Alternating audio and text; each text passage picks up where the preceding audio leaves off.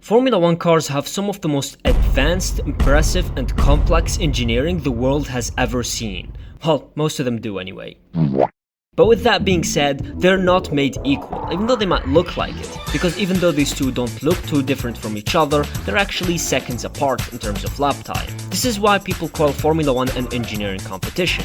Having a faster car is simply an advantage no driver can overthrow, unless your name is Fernando Alonso, that is. But as I was watching the Goonwood Festival of Seed the other day, the amount of classic F1 cars tearing through inspired me to make this video and take a look at some of the most legendary cars the sport has ever seen. Starting with the most recent one, the RB19. Coming off the back of 2022, everyone expected Red Bull to be the favorites, especially with its designer being Adrian Newey, the CEO of aerodynamics, but I think even he didn't expect just how legendary this car would go on to become. You see, this machine right here won 22 out of the total 23 races that season.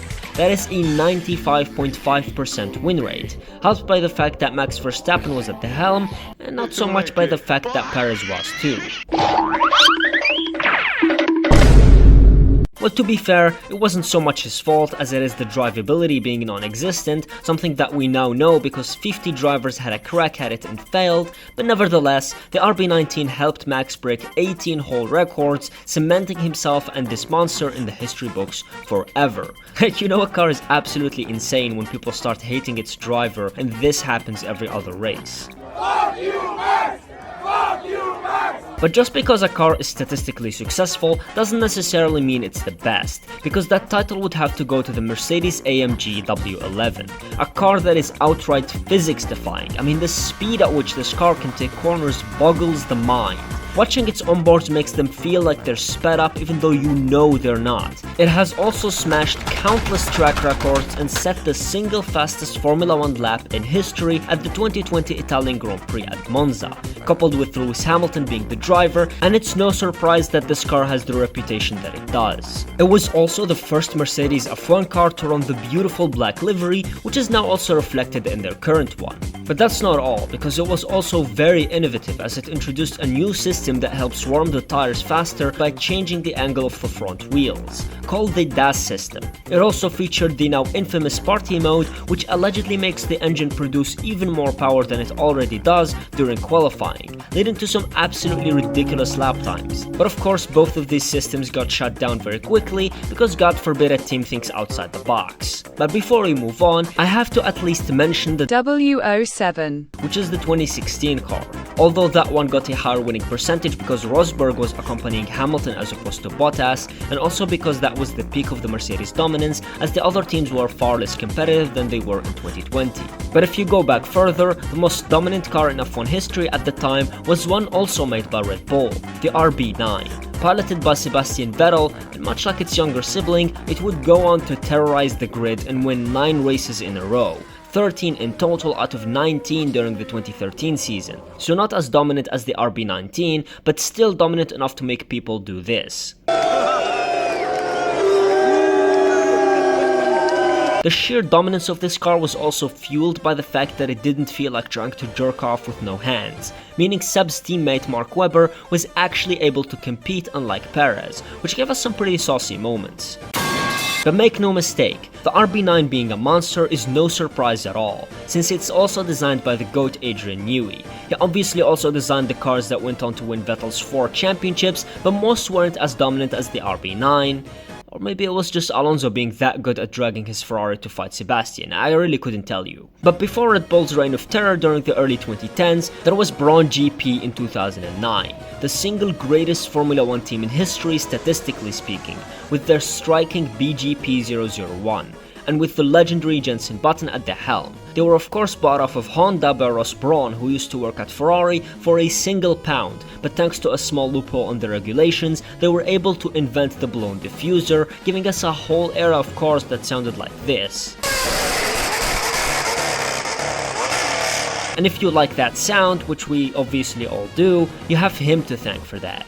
But either way, thanks to their invention, they were able to pull up to Australia and score a 1-2 with their clean white and yellow livery with almost no sponsors, something that shot them in the foot later on since they didn't have enough money to upgrade the car, and thus their win rate was a mere 47%, but for a little while, this car really was one of the most dominant ever. But go back even further in time to the early 2000s and you'll find a heap of Ferrari cars who are as close to perfection as Yuki Tsunoda is to the ground, and they all featured this stunning red and white Marlboro livery. They were all piloted by Michael Schumacher, one of the greatest of all time, which only helped make them even more iconic as they sounded absolutely magical. I mean, holy fucking shit. How is that even possible? Oh, and did I mention that they were fast? Like, really fast. Fast enough to outrun Ferrari's shenanigans and actually win 5 whole titles in a row. Something that current Ferrari fans can't even begin to fathom. But I think the coolest one from this fleet has to be the F2004, which was so fast that during testing at Fiorano ahead of the 2004 season, its designers thought that the stopwatch wasn't working properly, which instantly gives it at least a million aura. It also went on to win 15 out of the 18 races in 04, which is just mad. Fun fact, this car also still holds some track records where it raced 21 years ago, and poetically, one of those is Monza in Italy, where it was born. An honorable mention from this fleet is also the F2002, which gave Michael his most dominant season ever, winning 11 out of the 17 races that season. But about a decade before that, back when the dinosaurs used to roam the earth and Williams were still competitive, we had the FW14B, which won 10 out of the 16 races in the 1992 season at the hands of Nigel Mansell,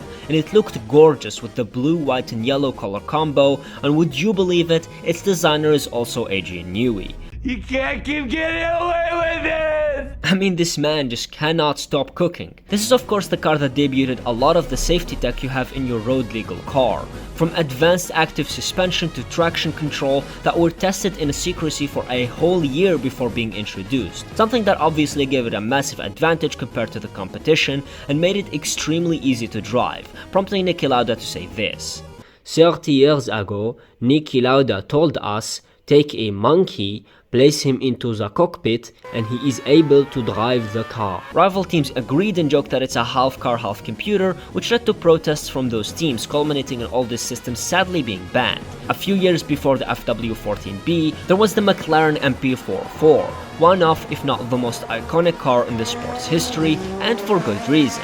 Because if you think McLaren's current car is dominant, wait until you learn about this. The car competed in the 1988 season, and with Ayrton Senna and Alain Prost at the helm, it should come as no surprise that it won all but one race that season.